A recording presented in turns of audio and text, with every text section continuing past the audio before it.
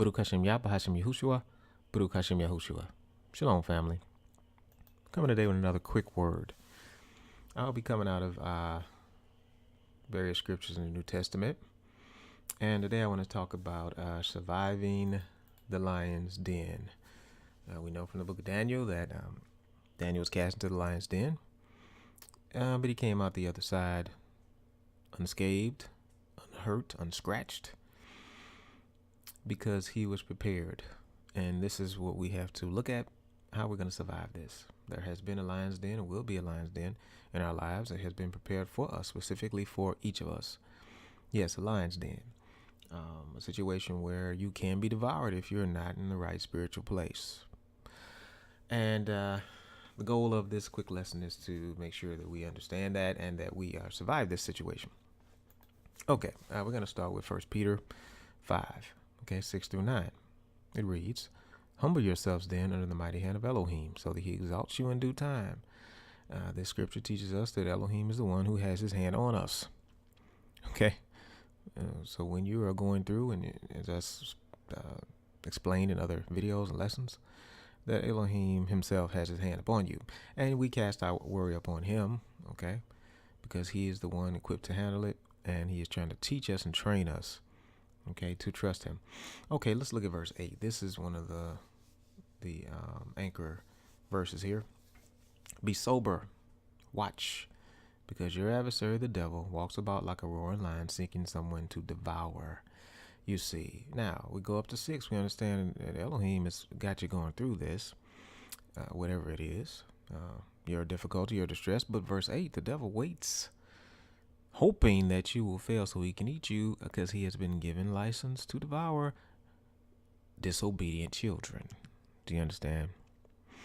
And we don't want to be in that situation. And this is a situation a lot of us find ourselves in, and we cannot live right or obey the scriptures because we're always being devoured spiritually because we are not willing to obey Yah. So we see here that we have to be sober. Not all look it up and smoked up and mind's not even right. We have to be sober-minded. We have to be in these scriptures. We have to have an understanding and be close to Yah, and watchful of the tricks of the adversary, tricks that he has been given permission to use, but we are supposed to be able to overcome, as Job did, as Daniel did, as the 3 Hebrew boys did, as a lot of the prophets and those who we look to as examples did in the Old and New Testament.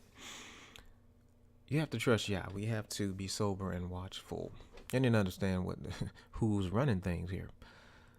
But that devil, he's like a roaring lion, and the whole point is not to be devoured. Okay. Verse 9: resist him. Yes, resist that devil. Firm in the belief. Okay. And this is how we overcome. Okay.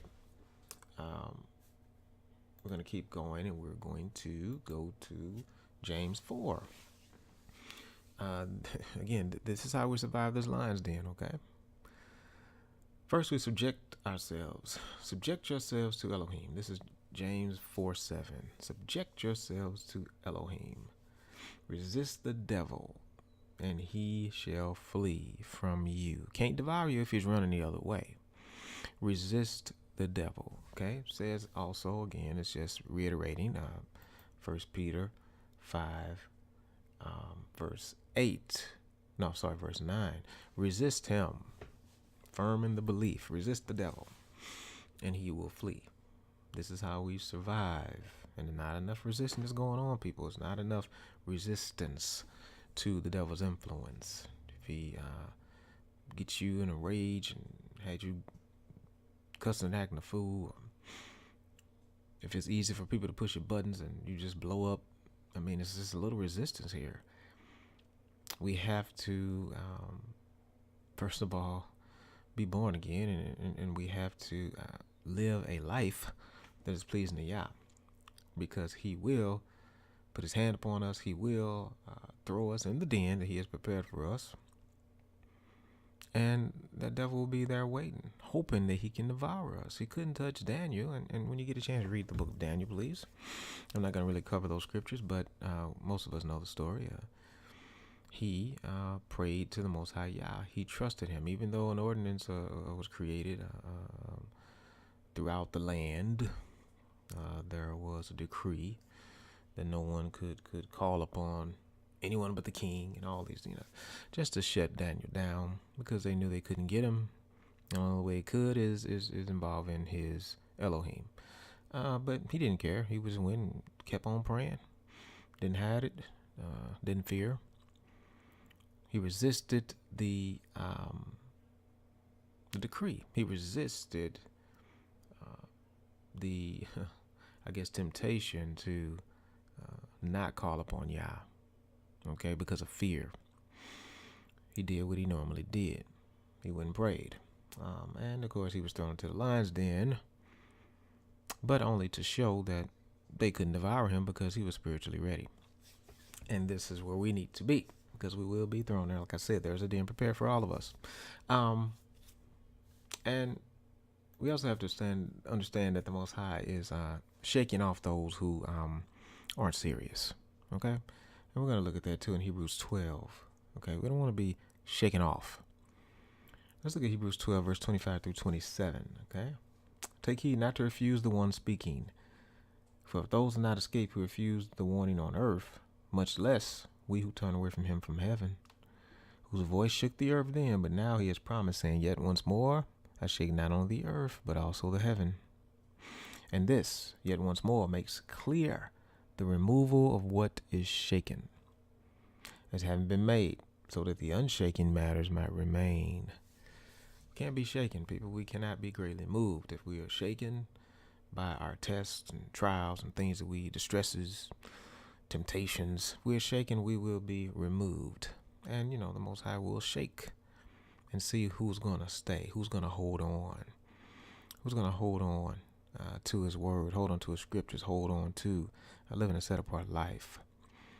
That these sins that the scripture teaches us are not named amongst us, that we abstain from wickedness.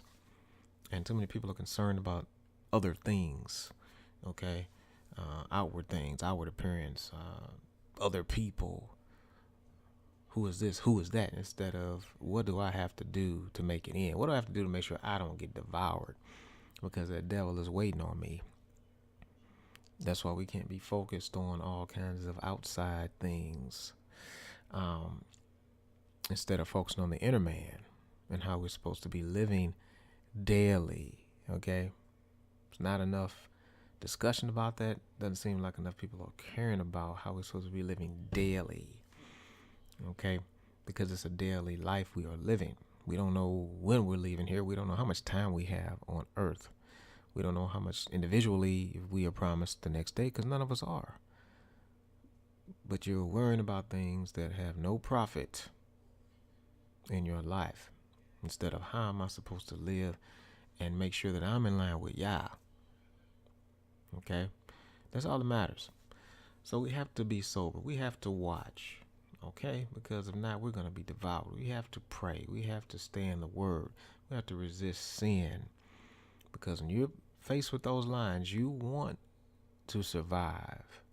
When you are faced with that devil who is waiting for you to make one false move, to turn your back on Yah, to lack the faith you're supposed to have, to lack the prayer life you're supposed to have, to lack the compassion for your fellow man you're supposed to have, to lack the knowledge and understanding you're supposed to gain daily through staying in the word, and he will devour you.